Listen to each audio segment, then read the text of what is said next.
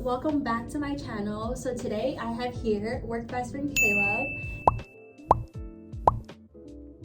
So today we're gonna talk about 5 tips on having a successful business analyst internship, because both me and Caleb started here at Cisco as a summer intern and got our internship not only extended but also accepted into the new grad rotational program. So we'll both be doing that. So we're here sharing some tips and experiences that made our business analyst internship experience great and successful. So me and Caleb both had our individual projects, and Caleb helped me a lot on my project, and during our presentation we highlighted that experience a lot because other interns were working on their own individual projects, but me and Caleb had a joint project where he helped me, and that made our experience stand out a lot more because we had a collaboration aspect within our project. Is there anything you want to talk about? I think collaboration is important because it kind of showcases that you're willing to reach out to other people and help other people. Because in corporate world, people are always you're gonna network and talk with a lot of people, and if you offer help to other people, they'll most likely help you when you need help.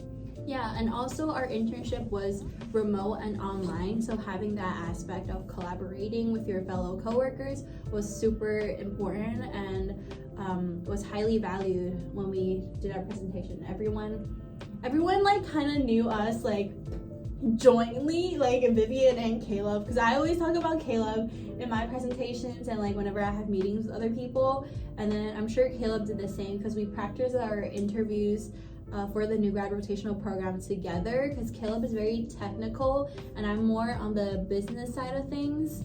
Yeah, I'm not very good at presenting, but I'm good at showcasing what I did. Yeah, Caleb is highly technical, whereas I'm more on the business side, so I relied a lot on Caleb for his technical expertise for my machine learning project. So the second most important thing when it comes to having a successful business analyst internship is actually networking with other people. So networking is important because when you're doing such a big project during 2-3 months of your internship, you can't just do it by yourself. You're gonna have to reach out to subject matter experts for their advice, their help, and also other people to get feedback on what you're doing. And the other important aspect of networking is actually finding people that relate to you in the sense that they can help you understand your career and help you clarify your career goals and stuff. Yeah, definitely. And Caleb networks a lot more than me because he's based in San Jose and I'm based in New York, and a lot of our team and the people we work with are here in is this technically the Silicon Valley?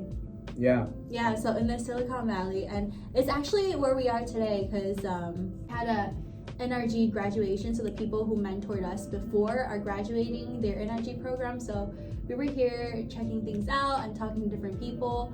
And I'm not here super often, but when I am, you guys will always see Caleb in my videos. And there was free food. Oh yes, free food, can't forget that.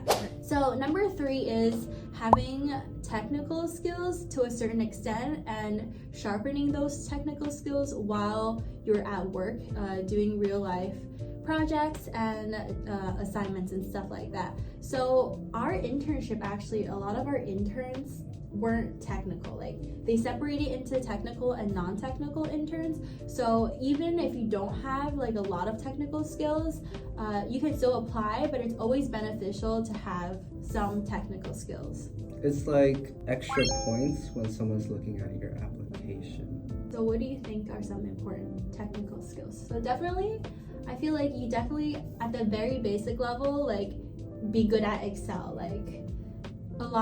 Some of the interns that did projects were building tools using Smartsheet and Excel, so that's super helpful to know. And one step higher, Caleb is not a non-technical intern, but does a lot of the technical work, so he'll talk about it.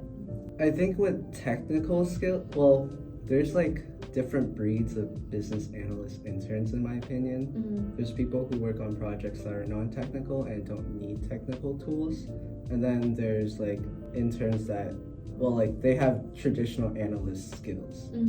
And I think the first thing is like Cisco does a really good job on pairing you up based off of your skill set and what your interest is. Yeah. And for like the technical skills that really helped me during my internship was Python, Excel, SQL.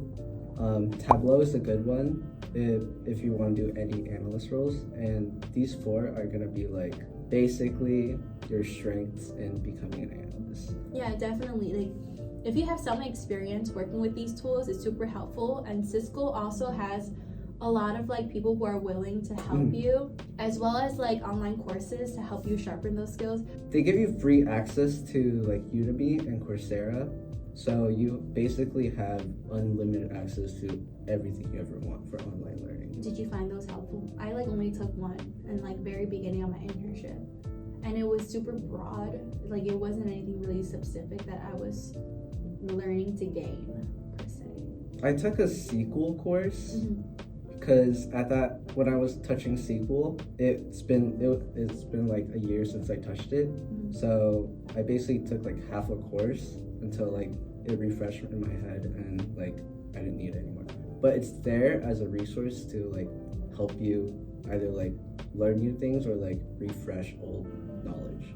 And the other thing is you don't have to be worried on being like experts at these coming in. You can because they know you're interns. Yeah, you can be proficient, but it's just like good to like at least know how to use it.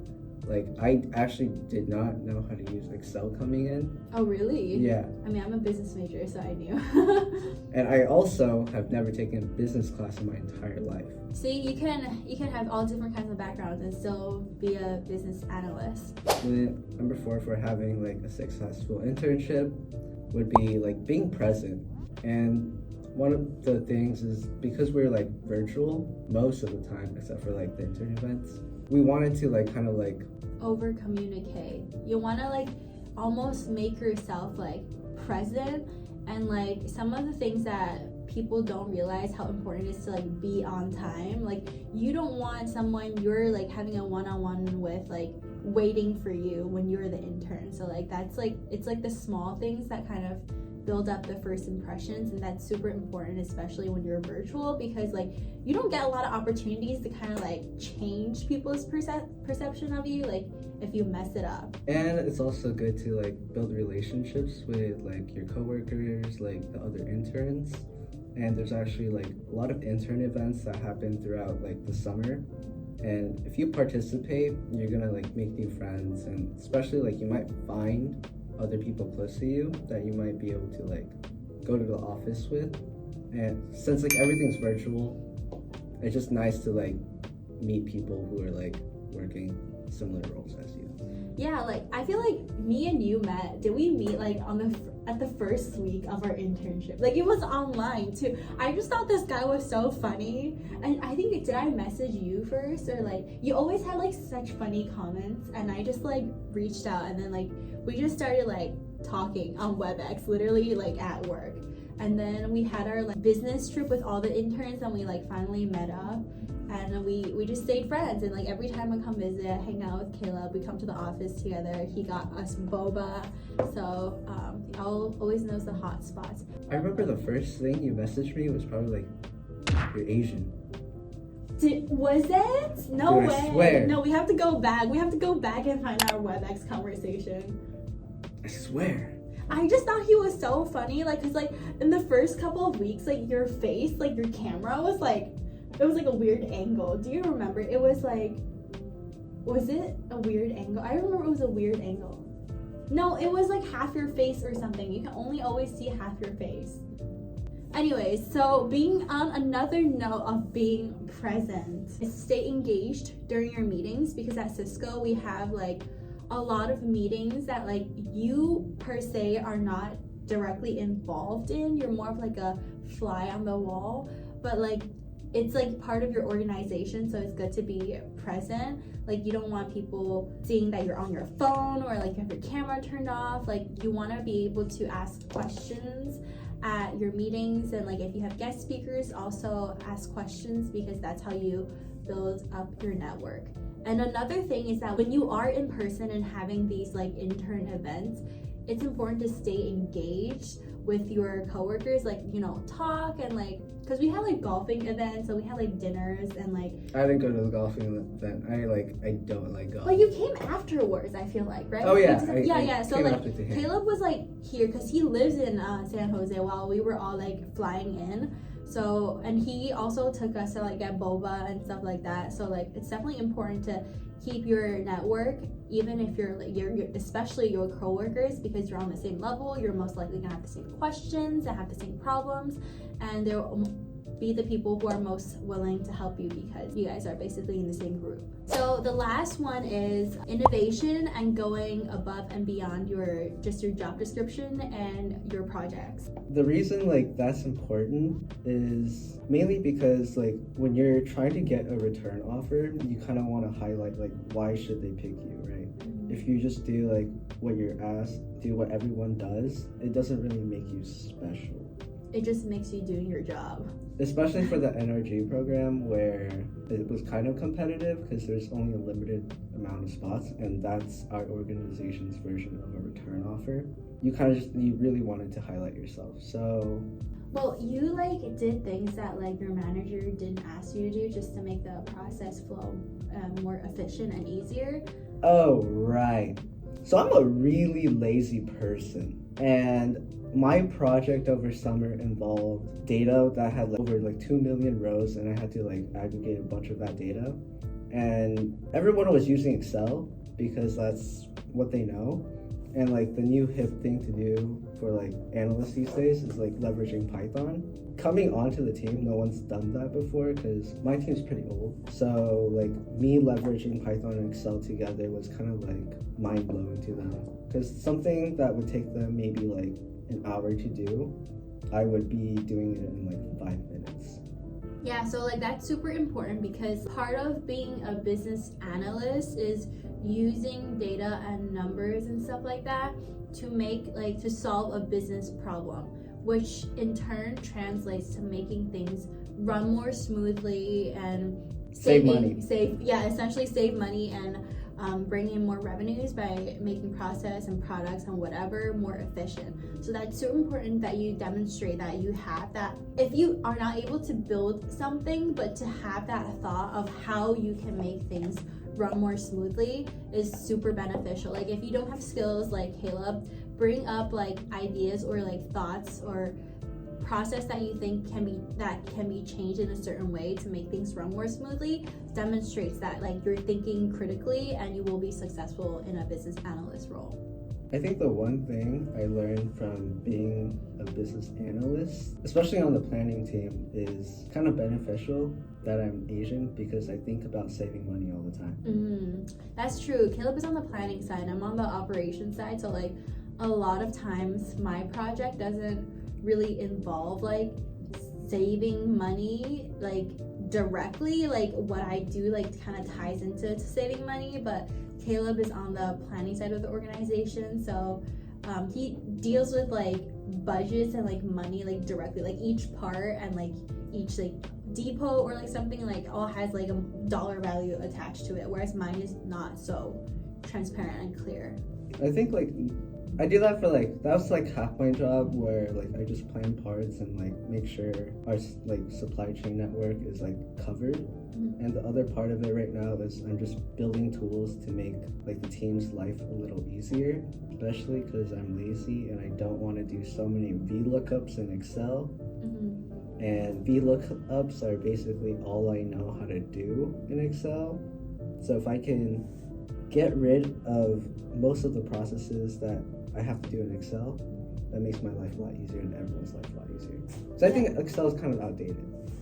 That's true, but in some senses. Yeah, no, that's definitely true. But like you're working with people who are a little aged, and like that's like what they're familiar with. So it's still good to have a understanding of Excel. Like even though you can be a Python expert, but like when you try to explain like how it's happening to like the older generation, they get like bamboozled. And like I mean, at least if they know how to use it, then it's fine. I'm basically building like tools that generate Excel files with like the data they want. So like they don't have to use that much Excel anymore.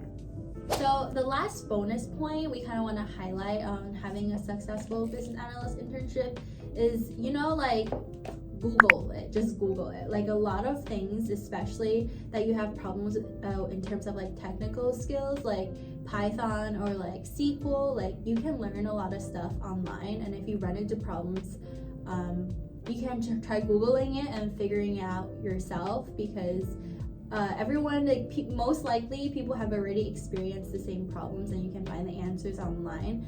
And doing that helps you learn more, because you're struggling, so you'll definitely remember. Grind for that return offer.